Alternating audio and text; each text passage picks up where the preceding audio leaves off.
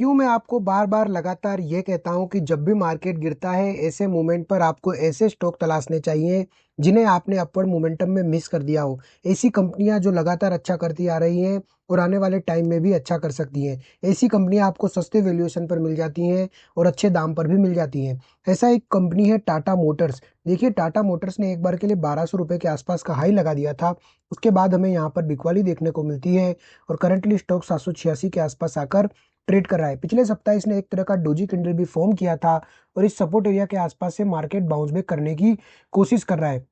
देखिए, technical level पर यहाँ पर बाउंस बैक सस्टेन हो जाएगा और हो सकता है कि एक बार के लिए 950 रुपए तक के लेवल हमें देखने को मिल जाए। लेकिन technically as well as fundamentally भी हम इस स्टॉक के बारे में जानने की कोशिश करते हैं।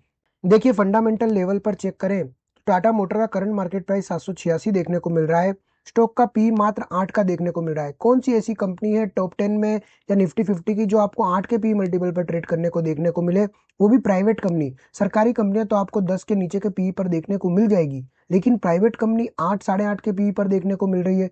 बहुत ही अच्छी बात है। ऐसे स्टॉक को कभी मिस नहीं करना चाहिए। रिटर्न और कैपिटल एम्प्लॉयड और रिटर्न और इक्विटी देखिए आप, कितना जबरदस्त 20% और 50% के आसपास देखने को मिल रहा है। ऐसी बेहतरीन कंपनी अगर आपको नीचे के दाम पर मिल रही है, वो भी 30-40% नीचे के दाम पर, तो क्यों मिस करनी चाहिए आपको, मुझे समझ नहीं आता। अब मैं आपके सामने इसका पीएनएल स्टेटमेंट लगा दिया है सालाना। अब यहाँ पर आप रेवेन्यू देखिए, सबसे पहले सेल्स के फिगर्स के ऊपर नजर करना। देखिए, सेल्स लगातार कॉन्स्टेंटली इंक्रीज होता हुआ नजर आ रहा है। पिछले साल मार्च 2024 में जब साल एंड हुआ तो 4,37,000 करोड़ के आसपास का सेल्स बुक किया है। ऑपरेटिंग प्रॉफिट की बात करें तो 59,000 करोड़ का, जो कि ये पिछले 10-12 सालों में हाईएस्ट था। 14% का ऑपरेटिंग प्रॉफिट मार्जिन। और अब यहाँ पर नेट प्रॉफिट के ऊपर आप ध्यान देना, कंपनी लॉस कर रही थी लगातार। क्यों लॉस कर रही थी? जैगुआर और लैंड रोवर की वजह से यहाँ पर लॉस देखने को मिल रहा था। लेकिन पिछले साल तो इसने धमाका मचा दिया, 31,000 करोड़ का प्रॉफिट बुक किया है। 31,000 करोड़ कोई छोटा मोटा नंबर नहीं है। आपको ऐसी कंपनी कब देखने को मिलेगी, आप मुझे बताना। यहाँ पर आप ईपीएस देखो, 94 रुपए के आसपास हो गया है। जो ईपीएस कभी 40-50 रुपए का होता था, जो -99 का हुआ करता था, वो 95 रुपए के आसपास यहाँ पर देखने को मिल रहा है। ट्रेलिंग 12 मंथ की बात करें तो वो भी आपको 99 रुपए के आसपास देखने को मिल रहा है। मतलब ये डेफिनेटली नजर आ रहा है कि यहाँ पर प्रॉफिट धीरे धीरे ही सही पर ऊपर जाता हुआ नजर आ रहा है। जो जो जो इसमें दिक्कत है वो ये है कि इसमें इंटरेस्ट का जो एक्सपेंस है वो लगातार कांस्टेंट है, 8-10 हजार करोड़ के आसपास। अगर ये इंटरेस्ट एक बार खत्म हो गया तो इसमें जबरदस्त हमें प्रॉफिट देखने को मिल सकता है। अब मैं आपके सामने इसकी बैलेंस शीट लगाई हुई है। सबसे पहले आप रिजर्व के नंबर पर गौर कीजिए, 1 लाख करोड़ का रिजर्व।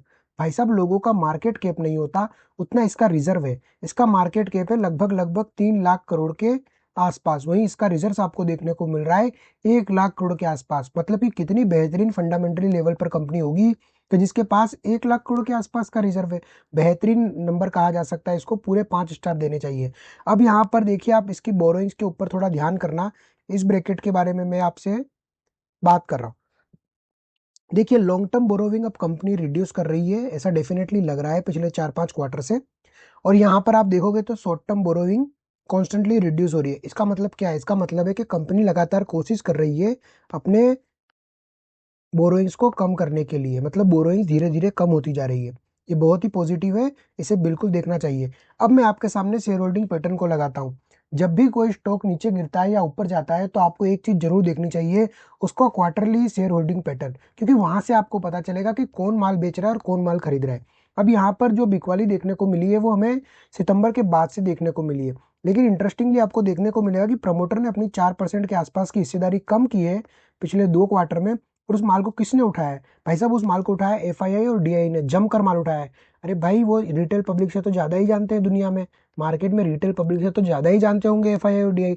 अगर वो माल उठा रहे हैं तो आपको क्या दिक्कत आ रही है अगर कोई स्टॉक आपको 40% नीचे भाव पर देखने को मिल रहा है? देखिए, इसे डेफिनेटली रडार पर रखना चाहिए। हालांकि पब्लिक भी इसमें हिस्सेदारी बढ़ाती हुई नजर आ रही है। आधे पर 1% के आसपास की हिस्सेदारी यहाँ पर बढ़ती देखने को मिली है। लेकिन आपको इसे डेफिनेटली रडार पर रखना चाहिए। हो सकता है कि ये फिर से 1,000 रुपए के लेवल और बाद में 1,200 रुपए के लेवल को अचीव कर ले। So that is it for today guys. Video पसंद आया तो वीडियो को लाइक कीजिए और चैनल को सब्सक्राइब जरूर कर डालिए। Thank you so much.